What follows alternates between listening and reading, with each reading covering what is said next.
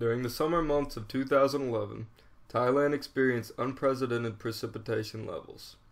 This out-of-the-ordinary rate of precipitation resulted in catastrophic flooding at a level Thailand had never experienced.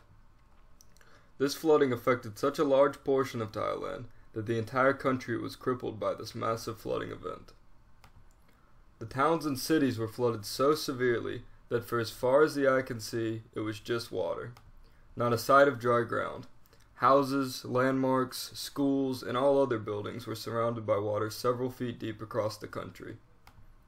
This flooding resulted in the tragic loss of more than 650 Thailand citizens and drastically changed the lifestyle and lowered the standards of living for the surviving citizens.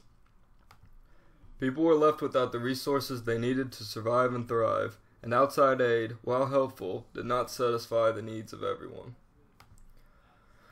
As is the case with any flooding, there were massive damages to the buildings and infrastructure was left crumbled. This meant that transportation was much more difficult and dangerous, leading to the citizens turning to less orthodox ways of getting around.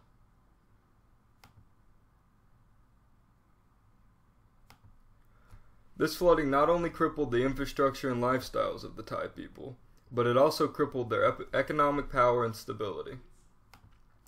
A large majority of revenue in Thailand comes from tourists, but because of the massive floods, these landmarks were damaged and in some cases destroyed, leaving Thailand scrambling to make up for this lost money in their time of need. You may ask what made this flooding so devastating.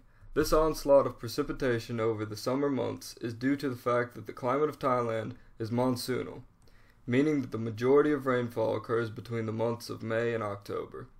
Thailand is also in a tropical region, making it more susceptible to heavy rainfall.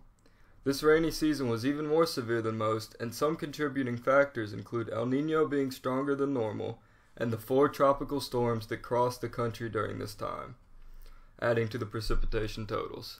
The topography of Thailand is very flat, meaning that the water stayed for a very long time and did not drain quickly.